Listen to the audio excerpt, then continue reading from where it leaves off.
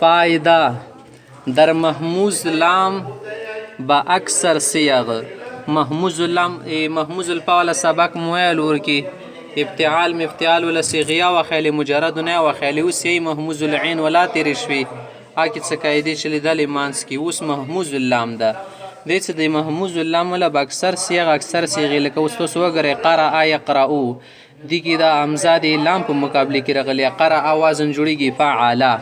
د لام په ځای باندې رغلی د امزه د څه کومه قاعده ورکی چلیږي قاعده معیارون ولا قاعده ورکی ډیره چلیږي هغه څه واجنه معیارون قاعده کې مصیلیو سکله د حمزې نه مخکې زیر راشي کنه نه حمزه بیا په ی سره بدلیږي لکه معیارون واصلږي کنه معیارون ونه جوړ شولو دځې کې بیا انده شی ته ګورئ که چې ته داسې حمزه څه مخکې ونه زیر رتللو نو بیا به ی سره بدلایي ها مخته څه و در امر و جمیع صیغ مجزوم بیا دغه باب ولا څه کومې صیغې وي کنه امر شول ورکنده شي ته نورې صیغې څه هغه کې جزم رسي لکه امر ولا صیغې شي یا لم په داخل شي لم یقرأ یا اقرأ دا اوس امر صیغه شو کنه اقرأ بسم ربک الذي خلق سوره هغه کې اشته ده نو دې کې کومه قاعده چلیږي قاعده هغه قاعده به چلیږي چې موتیلو کنه حمزه منفرده ساکنه حمزه منفرده ساکنه کې مڅ قاعده چلواله څه کله حمزه وي هغه ساکنه هغه نه مخکې زبر رغلی زیر رغلی پیش رغلی مغه مطابق به بدلایي لکه دې اقرأ دا کنه اقرأ کې خدا حمزه ده اقرأ د سي حمزه د زی ال کسره خصيږي کنه څه کله دا الف سره بدله کې تو وګوره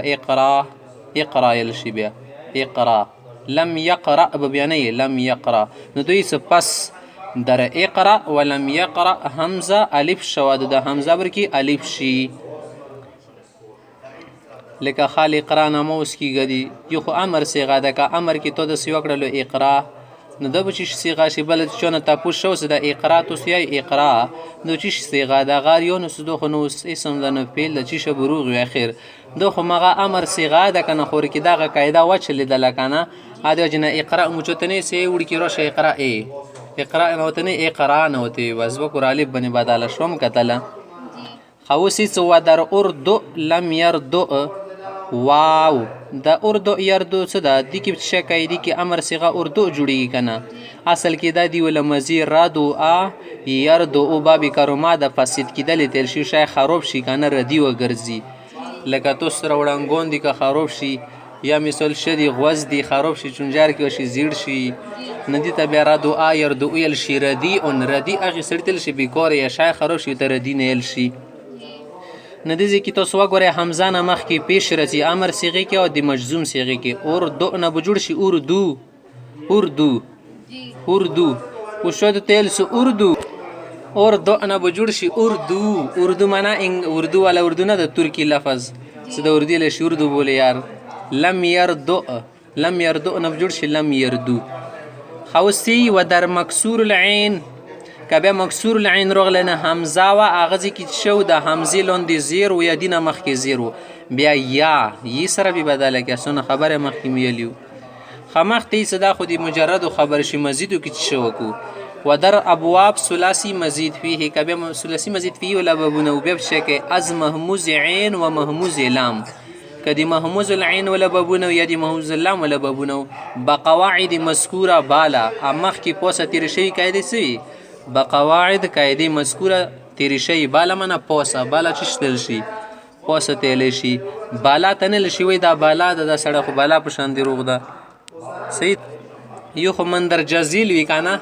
سمندر جزیل سوالات کا جواب دلون د سوالونو ولا جواب رکه کله کله مندر جبالا